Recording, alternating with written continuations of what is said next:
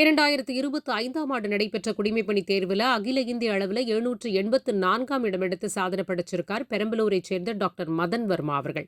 இவர் ஏற்கனவே குடிமைப்பணி தேர்வில் வெற்றி பெற்று இந்திய வருவாய் பணியில் மறைமுக வரியில் வேலை பார்த்துட்டு வராருங்கிறது குறிப்பிடத்தக்கது.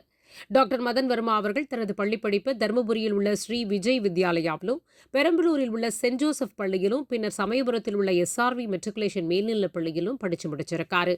தனது 10ஆம் வகுப்பில் மாவட்ட அளவில் முதலிடம் பிடித்து சாதனை செஞ்சிருக்காரு அப்படிங்கிறது கூடுதல் தகவல். தனது மருத்துவ படிப்பை சென்னை மருத்துவக் கல்லூரியில் 2015ஆம் ஆண்டு படிச்சு முடிச்சிருக்காரு. அதற்கு பின்னர் 2021 முதல் 25 வரை தமிழக அரசின் பொது சுகாதாரத்துறையில் மருத்துவ அலுவலராக பணிபுரிஞ்சார் அப்படிங்கிறது குறிப்பிடத்தக்கது. மேலும் கோவிட் காலத்தில் ஸ்டான்லி அரசு மருத்துவக் கல்லூரியில் பணிபுரிஞ்சிருக்காரு. டாக்டர் மதன் வர்மாவின் தந்தையார் திரு பிரேம்குமார் அவர்கள் பணி நிறைவு பெற்ற ஒரு தலைமை ஆசிரியர், தாயார் திருமதி பிரியா அவர்கள் தலைமை ஆசிரியராக பணிபுரிஞ்சிட்டு வராங்க. இவருக்கு திருமணம் ஆயிடுச்சு. இவருடைய மனைவி டாக்டர் மௌனிகா ஸ்ரீ மருத்துவ மேற்படிப்பு படிச்சுட்டு வராங்க. இந்த தம்பதியினருக்கு ஒரு வயதில் மகனும் இருக்காங்க. மகனோட பெயர் இயன்கோ. குடிமைப்பணி தேர்வில் தாம் வெற்றி பெற்ற அனுபவத்தையும், இளைஞர்கள் வெற்றியை எவ்வாறு அடைய முடியுன்ற சூட்சுமத்தையும் நமக்கு இங்க சொல்லியிருக்காரு. வாங்க கேட்கலாம். வணக்கம் Madan Varma. Geethasamy publishers YouTube channel சார்பா உங்களுக்கு வாழ்த்துக்கள். மதன் வர்மா, உங்களை பத்தி ஒரு சிறு குறிப்பு சொல்லுங்களேன். வணக்கம், நான் டாக்டர் மதன் வர்மா பி. பெரம்பலூர் மாவட்டம் காடூர் என்னோட சொந்த ஊர். 2015 நான் MBBS முடிச்சுட்டு என்னுடைய UPC ப்ரிப்பரேஷன் அப்பையிலேருந்து ஆரம்பித்தேன். அப்பையிலேருந்து இந்த 11 வருடங்களில் 10 prelims, 8 mains and 3 interview attend பண்ணியிருக்கேன். இந்த 3 இன்டர்வியூவில் 2 தடவை நான் ரேங்க் எடுத்து சர்வீஸ் வாங்கியிருக்கேன். என்னுடைய அப்பா பிரேம்குமார், அவர் ரிட்டையர்ட் ஹெட் மாஸ்டர். என்னோடய அம்மா S பிரியா, அவங்க இப்போ ஹெட் மாஸ்டராக இருக்காங்க. என்னோட மனைவி MS general surgery first year பண்ணிகிட்டு இருக்காங்க. என்னுடைய மகன் பேர் இயன்கோ. நீங்கள் இந்த குடிமைப்பணி தேர்வு எழுதலான்னு எப்போ முடிவு பண்ணீங்க? சின்ன பிள்ளையில் இருக்கும்போதே ஒரு சின்ன ஐடியா இருந்துச்சு. ஆனால் அது ஒரு சீரியஸான ஒரு விஷயமா எனக்கு ஆனது காலேஜில் மெடிக்கல் சயின்ஸில் கம்யூனிட்டி மெடிசன்னு சமூக மருத்துவம் அதை பற்றி படிக்கும்போது அந்த ஹெல்த் பாலிசி, அந்த பாலிசி மேக்கிங்கிறது எந்த அளவுக்கு ஒரு பெரிய மக்கள் தொகையை போய் சேருது, எந்த அளவுக்கு அது மாற்றங்கள் ஏற்படுத்துதுன்னு படிக்கிறப்போ பாலிசி மேக்கர் ஆகணும், பாலிசி இம்ப்ளிமெண்டேஷனில் இருக்கணும் அப்படிங்கிறத நோக்கி போகிறப்ப தான் எனக்கு இந்த IAS கனவு தீர்க்கமானதாச்சு. இந்த தேர்வுக்காக எத்தனை ஆண்டுகளாக உங்களை தயார் செஞ்சுக்கிட்டீங்க? இந்த தேர்வு தவிர வேறு ஏதாவது தேர்வு எழுதுனீங்களா? இந்த 11 வருடங்களாக நான் இந்த தேர்வுக்கு தயாராகிட்டு தான் இருக்கேன். நடுவில் ஒரு வருடம் மட்டும் நான் எழுதலை, 21 மட்டும் எழுதலை. மற்ற எல்லா வருஷமும் நான் அதுக்காக தயாராகிட்டு தான் இருந்தேன். இது தவிர பாலிசி மேக்கிங்குள்ளே என்னைய கொண்டு போகக்கூடிய தேர்வுகள் என்னென்னவோ அது எல்லாமே தேடி தேடி எழுதினேன். TNPSC குரூப் 1 எழுதினேன், அதுலேயும் 2 தடவை மெயின்ஸ் எழுதினேன். அது இல்லாமல் ரிசர்ச் எனக்கு கொஞ்சம் ஆர்வம் இருந்தனால ICMRல சயின்டிஸ்ட் பி ரெக்ரூட்மெண்ட் எழுதினேன், அதுவும் தேர்ச்சி பெற்றேன். நேஷ்னல் இன்ஸ்டியூட் ஆஃப் எபிடமியாலஜியில் மாஸ்டர் ஆஃப் பப்ளிக் ஹெல்த்னு ஒரு PG கோர்ஸ் அதுக்கு எழுதி அதுவும் கிளியர் பண்ணி வச்சுருந்தேன். அது இல்லாமல் நீட் PGயும் 2 தடவை எழுதியிருந்தேன். எல்லா சைடும் நான் ட்ரை பண்ணிட்டு தான் இருந்தேன். வேலை ஏதாவது பார்த்துருக்கீங்களா? வேலை பார்த்துக்கிட்டே இந்த தேர்வுக்கு உங்களை தயார்படுத்திக்கிட்டீங்களா? நான் கிராஜுவேட் ஆன உடனே 2015 ஒரு ப்ரைவேட் ஹாஸ்பிட்டலில் டியூட்டி மெடிக்கல் ஆஃபீஸராக ஜாயின் பண்ணிட்டேன். ஒரு 4 இயர்ஸ் ப்ரைவேட்டில் ஒர்க் பண்ணேன். அப்புறம் 2021 அரசு மருத்துவ அலுவலராக எனக்கு நியமனம் கிடைச்சி முதல்ல ஸ்டான்லி அரசு மருத்துவமனையில் கோவிட் பணியில் இருந்தேன். அதில் செகண்ட் வேவில், இந்த டெட்லியஸ்ட் வேவில் நான் அங்கே வேலை பார்த்துக்கிட்டு இருந்தேன். அதுக்கப்புறம் இந்த தேசிய சிறார் நலத்திட்டம்னு அங்கன்வாடி மற்றும் ஸ்கூல் பிள்ளைகளுக்கான ஒரு ஸ்பெஷல் ஸ்கீம் இருக்குது. அதில் மருத்துவ அலுவலராக மதுரை மாநகராட்சியில் 2 வருஷம், அப்புறம் பெரம்பலூர் மாவட்டத்தில் 2 வருஷம் வேலை பார்த்தேன். நீங்களே இந்த தேர்வுகளுக்கு உங்களை தயார் செஞ்சுக்கிட்டீங்களா, இல்லை பயிற்சி நிறுவனத்தில் சேர்ந்து பயிற்சி பெற்றீர்களா? அது ஆரம்ப காலத்தில் பயிற்சி நிறுவனங்கள்கிட்ட போனேன். அந்த PCM கோர்ஸ்னு சொல்லுவாங்க, அது 1 வருட கோர்ஸ், அதெல்லாம் எடுத்தேன். ஆனால் அதில் எனக்கு பெரிய லேர்னிங்ஸ் எதுவும் கிடைக்கல, எனக்கு அட்வான்டேஜ் எதுவும் கிடைச்ச மாதிரி இல்லை. அதுக்கப்புறம் நானே படிக்க ஆரம்பிச்சிட்டேன். மேக்ஸிமம் நான் என்னோட முயற்சியில் வீட்டிலேருந்து நான் படித்தது தான். இப்போதைக்கு test series, interview, mark interviews, இந்தமாரி ஸ்பெசிஃபிக்கான விஷயங்களுக்கு மட்டும் நான் கோச்சிங் இன்ஸ்டியூட் யூஸ் பண்ணிக்கிறேன். ஒருவர் வீட்டில் இருந்து கொண்டே சுயமாக தயார் செய்து இந்த தேர்வில் வெற்றி பெற முடியுமா, இல்லை பயிற்சி நிறுவனத்தில் சேரணுங்கிறது அவசியமா? பயிற்சி நிறுவனங்கள் அவசியம்னு நான் சொல்ல மாட்டேன். ஆனால் அதுக்கு ஒரு கைடன்ஸ் ரொம்ப முக்கியம். அந்த கைடன்ஸ் நமக்கு நம்மளோட சர்க்கிளில் இல்லை நமக்கு எட்டாத உயரத்தில் இருக்குது அப்படின்னா தாராளமாக கோச்சிங் எடுத்துக்கிறதுல தப்பு இல்லை. வீட்டிலேருந்து கண்டிப்பாக படிக்க முடியும். கோச்சிங் இன்ஸ்டியூட் அவசியம், அது இல்லாமல் கிளியர் பண்ண முடியாது அப்படிங்கிறது என்னால் ஏற்றுக்க முடியாது. தானாக அதை கண்டிப்பாக படிக்கலாம். வேலை செஞ்சுக்கிட்டே படிக்க முடியுமா? உங்களுடைய கருத்து என்ன? நிச்சயமா பணி செய்து கொண்டே படிக்கலாம். நான் அப்படி தான் படிச்சேன். 5 வருஷம் நான் அரசு பணியில இருந்தப்போ, அதையும் ப்ரிப்பரேஷனையும் சேர்த்து பேலன்ஸ் பண்ணிட்டு தான் இருந்தேன். ஆனா, அது ஒரு டபுள் எட்ஜ்டு ஸ்வார்டு தான். ஒரு பக்கம் இதுக்கு மேல இழக்கிறதுக்கு ஒண்ணும் இல்ல அப்படிங்கிற தைரியத்தோட நம்ம எக்ஸாம் ஹால்ல போய் உட்கார முடியும். நமக்கு ஆல்ரெடி ஒரு வேலை இருக்கு, நல்ல பணியில இருக்கோம், மக்கள் பணியில இருக்கோங்கிறனால. இன்னொரு புறம் நமக்கு இப்ப வேலை இல்லாம படிக்கிறது மட்டுமே பண்ணிட்டு இருக்க ஆஸ்பிரண்ட்ஸ் ஒரு நாளைக்கு 10 மணி நேரம் படிக்க முடியும். நம்மளால 4 மணி நேரம், 5 மணி நேரம் குடுத்தாலே பெரிய விஷயமா இருக்கும். அந்த டிஸ்அட்வான்டேஜ் கண்டிப்பா இருக்கும். இந்த 2த்துக்கும் நடுவுல நம்ம எப்படி பேலன்ஸ் பண்றோங்கிறது தான் பணியில இருந்து கொண்டே எப்படி வெற்றி பெறுவதுங்கிறத நிர்ணயிக்கும். திருமணமான பின் மனைவி மற்றும் குழந்தையை வைத்துக்கொண்டு எப்படி உங்களால இந்த தேர்வுக்கு உங்கள தயார்படுத்திக்க முடிஞ்சது? திருமணத்திற்கு பின் அவங்க தான் என்ன தயார் செஞ்சாங்க. அவங்க அவங்க தான் என்னோட biggest emotional support and clear ஆகல அப்படிங்கும்போது கூட என்னை துவண்டு போகாம மேலும் மேலும் ஊக்கப்படுத்தி அனுப்பிச்சது என்னோட மனைவி தான். என்னோட மகன் பிறந்த வருடம் தான் நான் ஃபைனலாக 10 வருஷம் கழிச்சு இந்த கிளியர் பண்ணி சர்வீஸ் வாங்குனது. பிறந்த பிறகுமே இன்னொரு அட்டெம்ப்ட் என்னால் கொடுக்க முடியுதுன்னா, அந்த சைல்டு ரிலேட்டட் டியூட்டிஸ் எல்லாம் எனக்கு கொஞ்சம் குறைச்சிட்டு என் மனைவி நிறைய எடுத்துக்கிட்டாங்க.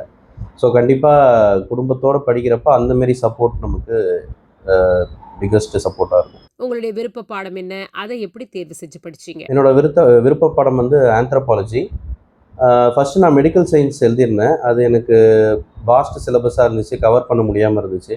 அப்புறம் 2022 எழுதும்போது ஆந்த்ரோபாலஜி மாறினேன். ஆந்த்ரோபாலஜியில் எனக்கு சிலபஸ் லிமிட்டடு, கைடன்ஸ் நிறைய இருந்துச்சு. அது இல்லாமல் எல்லா காலங்களிலும் வாழ்ந்த எல்லா மனிதர்களை பற்றியும், எல்லா சொசைட்டிஸ் பற்றியும், ஹோமோசேப்பியன்ஸ் இல்லாத மற்ற மனித இனங்கள் பற்றி, மனித பண்பாடு பற்றி படிக்கிற அந்த ஆந்த்ரோபாலஜி எனக்கு ரொம்ப ஆர்வமாக இருந்துச்சு. அதனால நான் அதை எடுத்து படித்தேன். மதன் வர்மா, உங்களுடைய நேர்முக தேர்வு எப்படி இருந்ததுன்னு சொல்லுங்களேன். அதுக்காக நீங்க எப்படி உங்கள தயார்படுத்திக்கிட்டீங்க? நேர்முக தேர்வு தான் எனக்கு இருக்கிறதுலே ஃபேவரட்டான ஸ்டேஜ் இந்த எக்ஸாமில். ரொம்ப அந்த 20 நிமிஷம் நம்மளோட பர்சனாலிட்டி அவங்கள்ட்ட காட்டணுங்கிறது தான் அதில் கோலு. 2 தடவை எனக்கு 3 இன்டர்வியூவில் இந்த 2024, 25 2 இன்டர்வியூமே ரொம்ப நல்லா போச்சு. ரொம்ப நல்ல ஒரு கான்வர்சேஷன் பில்ட் பண்ண முடிஞ்சிச்சு. நல்ல ஸ்கோருமே கிடச்சிது. நான், என் மனைவி, அப்புறம் சுப்பிரமணியன் என்னோடய ஃப்ரெண்டு ஒருத்தர் டெல்லியில் இருக்கார். நாங்கள் எல்லோரும் சேர்ந்து என்னுடைய அப்ளிகேஷனில் இருக்கிற ஒவ்வொரு வார்த்தையாக எடுத்து என்னென்ன கேள்வி கேட்க முடியும்னு நிறையா ஒர்க் பண்ணோம். மார்க் இன்டர்வியூஸ்லேருந்து தர வீடியோஸை வச்சு இது எப்படி சொல்லியிருக்கலாம், இங்கே முகபாவனை எப்படி இருந்திருக்கலாம், உடல் மொழி எப்படி இருந்திருக்கலாம், இன்னும் கொஞ்சம் சிரிக்கணும், இன்னும் கொஞ்சம் சத்தமாக பேசணும்னு ஒவ்வொன்றுமே ஒர்க் பண்ணி அது அந்த உழைப்பு எல்லாமே இன்டர்வியூவில் மார்க்காக டிரான்ஸ்லேட் ஆச்சு. நீங்களே இந்த தேர்வுக்கு எப்படி உங்களை தயார் செய்து கொண்டீர்கள்ன்ற உங்களுடைய அனுபவத்தை நீங்கள் தேர்ந்தெடுத்து படித்த புத்தகம் உட்பட விவரமா சொன்னீங்கன்னா, அடுத்து தேர்வு எழுதக்கூடிய இளைஞர்களுக்கு மிக்க உதவியா இருக்கும். 1000 பேர் யூபிஎஸ்சி தேர்வு எழுதுறாங்கன்னா 1000 ஸ்ட்ராட்டஜி இருக்கும். ஒவ்வொருத்தருக்கும் ஒவ்வொரு ஸ்ட்ராட்டஜி இருக்கும். என்னோட ஸ்ட்ராட்டஜி வந்து இப்போ நான் எழுதுகிறப்போ என்னோட 10 வருஷம் குமுலேட்டிவ் நாலேஜ் தான் என்னுடைய பிக்கஸ்ட் கோர் ஸ்ட்ரென்த்து. ஸோ அதுதான் நான் கேபிட்டலைஸ் பண்ணணும்னு நினைப்பேன். அதுக்கு நான் படித்தது, ரிவைஸ் பண்ணுறது எல்லாமே இப்போ காமன் புக்ஸு தான். மாடர்ன் இந்தியாவுக்கு வந்து ஸ்பெக்ட்ரம் படிச்சிருந்தேன். ஜியாகிரஃபிக்கு வந்து 11th 12th என்சிஆர்டிஸு. மற்றபடி environment, science and tech, economics இது எல்லாமே பேசிக்ஸ் நான் ஆல்ரெடி முடிச்சிருந்தனால இப்போதைக்கு நான் அதில் பார்க்குறது ஒன்லி கரண்ட் அஃபேர்ஸ் மட்டும்தான். அதுக்கு எனக்கு வந்து விஷன் ஐஏஎஸ் மாதிரி கம்பைலேஷன்ஸ் இருக்கும். ப்ரிலிம்ஸ்க்கான கம்பைலேஷன்ஸ், மெயின்ஸுக்கான கம்பைலேஷன்ஸ் அதெல்லாம் யூஸ் பண்ணிப்பேன். அது இல்லாமல் இப்போது ரீசெண்டாக சாட் ஜிபிடி, பெர்ப்ளெக்சிட்டி மாதிரியான ஏஐலாம் வந்து இன்னும் நமக்கு இந்த ப்ரிப்பரேஷனை வந்து அந்த இன்ஃபர்மேஷனை சேகரித்து கொடுக்குற வேலையை எளிதாக்கியிருக்கு. அதையும் யூஸ் பண்ணி இன்னும் நம்ம ப்ரிசைஸாக படிக்க முடியும். இத்தனை கடுமையான போட்டித் தேர்வு உங்களுக்கு கற்றுக் கொடுத்த பாடம் என்ன? இந்த 10 வருடங்களில் வந்து இது இன்னொரு பரீட்சை அப்படிங்கிறது எனக்கு திருப்ப நான் எனக்கு சொல்லிக்க வேண்டியதாக இருந்துச்சு. ஏன்னா அதில் வர ரிசல்ட்டு நம்மளோட வேல்யூவை முடிவு பண்ணல. நம்ம யார், நம்ம இந்த சமூகத்தில் என்னவா இருக்க ஆசைப்படுறோம் அப்படிங்கிறது எதுவுமே அந்த பரீட்சையில் செலக்ட் ஆகலை அப்படிங்கிறது வந்து மாற்றிட போகிறது கிடையாது. அது ஒன்று. இன்னொன்று வந்து இந்தியா அப்படிங்கிற ஒரு பெரிய நிலப்பரப்புலேருந்து இப்போ வரக்கூடிய பிரைட்டஸ்ட் ஆஸ்பிரன்ஸ் எல்லாருக்கூடையும் நம்ம கம்பீட் பண்ணுறோம். அப்போ எந்த அளவுக்கு நம்ம இன்னும் உழைப்ப போடணும், எவ்வளோ பெரிய ஒரு சமூகத்துக்குள்ளே நம்ம இருக்கோங்கிற ஒரு வியப்புமே இந்த பரீட்சை எனக்கு கற்றுக் கொடுத்தது. நீங்க ஒரு மருத்துவர், அதுவே நல்ல பணிதான். குடிமை பணி தேர்வு எழுத காரணம் என்ன? மருத்துவ பணி நான் ரொம்ப என்ஜாய் பண்ணி நான் பண்ணேன். அந்த 5 வருஷம் மக்களோட வேலை பார்த்தது மனநிறைவு, மகிழ்ச்சி எல்லாமே கொடுத்த ஒரு வேலை அது. இருந்தாலும் முடிச்சுட்டு வரப்போ இந்த பாலிசி மேக்கிங் மேலே இருந்த எனக்கு லவ் வந்து எனக்கு போகவே இல்லை. அந்த பாலிசி மேக்கிங் லெவலில் ரீச் ஆனால் தான் ஒரு நாளைக்கு என்னால் 100 பேஷண்ட் பார்க்க முடியும். இதுவே நான் ஒரு பாலிசி மேக்கராக இல்லை ஒரு ஐஏஎஸ் ஆஃபீஸராக இருக்கேன் அப்படின்னா என்னோடய ஒவ்வொரு டெசிஷனுமே தௌசண்ட்ஸ் அண்ட் லேக்ஸ் ஆஃப் பீப்புளை ஒவ்வொரு நாளும் அஃபெக்ட் பண்ணும் அப்படிங்கிற அந்த ஒரு ஸ்கேல் ஆஃப் இம்பேக்ட் எனக்கு ரொம்ப உந்தி தள்ளிக்கிட்டே இருந்துச்சு. அதனால தான் நான் மெடிசன் இருந்தாலுமே அட்மினிஸ்ட்ரேஷன் நோக்கி வரதுக்கு காரணம். ஒரு வித்தியாசமான கேள்வி உங்ககிட்ட கேட்கலான்னு நினைக்கிறேன். நீங்கள் வியந்து பார்க்கும் ஆதர்ச நாயகர்கள் யார், ஏன்? ஆதர்ச நாயகர்கள் நிறைய பேர் இருக்காங்க. இப்போ சிறு வயதிலிருந்தே புரட்சியாளர் அம்பேத்கர் எனக்கு மிகப்பெரிய இன்ஸ்பிரேஷன். ஒரு தாழ்த்தப்பட்ட ஒரு சமூகத்திலேருந்து பிறந்து அந்த ஒரு ஜீனியஸால் மட்டுமே அவர் ஒரு வளர்ந்து ஒரு இந்திய நாட்டுக்கான கான்ஸ்டியூஷன் எழுதக்கூடிய ஒரு நிலைக்கு வராரு. அதுக்கப்புறம் நான் இப்போ மெடிசன் படிச்சுக்கிட்டு இருந்தப்போ பெரம்பலூர் கலெக்டர் வந்து டாக்டர் தாரிஷ் அகமது ஐஏஎஸ். அவர் மக்களும் புகழ்கிறாங்க, அவரோட எம்ப்ளாயீஸ் அவர் கீழே இருக்கிற வேலை பார்க்குறவங்களும் புகழ்கிறாங்க. ப்ளஸ் நான் படிச்சுக்கிட்டு இருந்தப்போ பெரம்பலூரில் 2 வருடங்கள் தொடர்ந்து வந்து மகப்பேறு இறப்பு சதவீதம் வந்து 0ல் இருந்துச்சு, மெட்டர்னல் மார்டாலிட்டி ரேஷியோ. அப்படிலாம் இருக்க முடியுமான்னு கூட நாங்கள் இப்போ படித்ததில்லை. ஆனால் அது இங்கே நடந்துச்சுங்கிறப்ப அதெல்லாம் எனக்கு ரொம்ப இன்ஸ்பைரிங்காக இருந்துச்சு. அதுவும் இல்லாமல் ரொம்ப எளிய மனிதர்கள்லாம் நிறைய பேர் என்னை இன்ஸ்பயர் பண்ணியிருக்காங்க. உதாரணத்துக்கு மதுரையில் நான் வேலை பார்க்குறப்போ ஒரு அங்கன்வாடியில் அந்த அங்கன்வாடி ஊழியர் வந்து ஒரு 50 குழந்தைங்க அவங்களுக்கு கீழே, ஒவ்வொரு குழந்தையோட பேர், டேட் ஆஃப் பர்த்து, கடைசியாக பார்த்த ஹைட்டு வெயிட்டை மனப்பாடமாக ஒவ்வொரு குழந்தை வரும்போது என்கிட்ட சொன்னாங்க. அவ்வளோ பேஷனோட ஒரு வேலை பார்க்குற ஒருத்தங்கள்ட்ட அவ்வளோ இன்ஸ்பிரேஷனாக இருந்துச்சு. இந்தமாரி ஒரு நாள் வேலை பார்த்துட்டா போதுங்கிற மாரி ஆதர்ச நாயகர்களுக்கு பஞ்சமே இல்லை என் வாழ்க்கையில். போட்டித் தேர்வு, முக்கியமா குடிமைப்பணி தேர்வை எழுத நினைக்கக்கூடிய இளைஞர்களுக்கு உங்களுடைய தகவல் என்ன? இப்போ எந்த போட்டித் தேர்வுனாலுமே 3 நிலைகளில் வந்து மாணவர்கள் சிந்திச்சுக்கணும். முதல் நிலை வந்து எதுக்காக இந்த போட்டித் தேர்வுக்குள்ளே நுழையிறோம், என்ன நம்மளோட கோல் என்ன, நம்ம என்ன செய்கிறதுக்காக, நம்ம வாழ்க்கையில் எப்படி மாற்றம் வரணுங்கிறதுக்காக நம்ம இந்த விஷயத்தை செய்கிறோம்.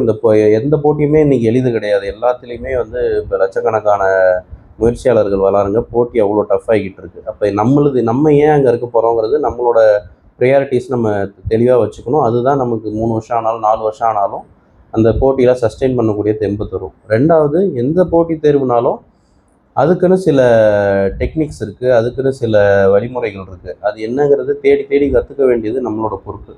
நான் டைம் போட்டுட்டேன் உட்காந்துட்டேங்கனால மட்டுமே ரிசல்ட் வந்துடணும்னு அவசியம் இல்லை. என்ன செய்யணுமோ அதை செஞ்சுருக்கணும். 3வது, அதுக்கான கைடன்ஸு. நமக்கு முன்னாடி போனவங்க இருக்காங்க, அவங்கள்ட்ட கேட்கலாம். இதை கைடன்ஸ் பண்ணுறதுக்குனே ஏகப்பட்ட மனிதர்கள் இருக்காங்க, ஆஃபீஸர்ஸ் இருக்காங்க, கவர்மெண்ட்டோட இனிஷியேட்டிவ்ஸ் இருக்குது. அந்த இடத்துல நம்ம போய் நிற்கணும். அவங்க கொடுக்குற நாலேஜ்லாம் வாங்கிட்டு நம்மளோட அறிவுக்கு ஏற்ற மாதிரி அதை நம்ம அடாப்ட் பண்ணி அதை அப்ளை பண்ணணும். இது 3ம் எந்த போட்டி தெரிவினாலும் அவங்க செய்யணும். வருங்கால தலைமுறைக்கும் அடுத்து தேர்வு எழுத துடிக்கும் இளைஞர்களுக்கும் நீங்கள் என்ன சொல்ல விரும்புகிறீங்க? முதல்ல என் மனமார்ந்த வாழ்த்துக்களை சொல்லிக்கிறேன். நிச்சயமாக நம்ம ஒவ்வொருத்தரோட வெற்றியும் வந்து அவர்களுக்கான வெற்றி மட்டும் இல்லை, இந்த சமூகத்துக்கான வெற்றி, மக்களுக்கான வெற்றி. அவங்க வெற்றி பெற்று மக்கள் பணி செய்யணும்னு நான் வாழ்த்துக்கள் தெரிவிச்சுக்கிறேன். 2வது, இந்தமாரி போட்டித் தேர்வு எல்லாமே நம்ம யூபிஎஸ்சி, டிஎன்பிஎஸ்சி எல்லாமே ஒரு வேலை, ஒரு ரெக்ரூட்மெண்ட், ஜாப் ரெக்ரூட்மெண்ட். நம்ம வேலை தான் செய்ய போகிறோம். அந்த தேர்வு கிளியர் பண்ணிடுறதுனால மட்டுமே நம்ம வந்து சாதிச்சில்லை. அங்கே போய் நம்ம என்ன செய்ய போகிறோங்கிறது தான் சாதனை. அதில் நம்ம செய்ய முடியல, இல்லை அந்த எக்ஸாம் கிளியர் பண்ண முடியலனாலும் தோண்டிடாமல் அந்த செய்ய நினைச்ச காரியங்களை செய்யக்கூடிய வேலைகள் இன்னும் நமக்கு உட்பட்ட வேலைகளே நிறைய இருக்கும். அதை நம்ம அடைஞ்சு ஒரு நல்ல ஒரு பிளான் பி வச்சுக்கிட்டு வேலை பார்க்கணும் அப்படிங்கிறது தான் என்னுடைய அறிவுரை. எவ்வளோ நேரம் எங்களோடு பேசியதற்கு மிக்க நன்றி. உங்கள் பணியை சிறப்புறச் செய்து மென்மேலும் வளர்ந்து பல சாதனைகளை புரிய எங்களுடைய மனமார்ந்த வாழ்த்துக்கள். நன்றி. நன்றி. இளைஞர்களின் வாழ்வில் மாற்றத்தை, முன்னேற்றத்தை ஏற்படுத்தக்கூடிய எமது சீரிய பதிவுகள் தொடரும். பார்த்து பயன்பெற்று கருத்துக்களை பதிவிட மறக்காதீங்க. நன்றி.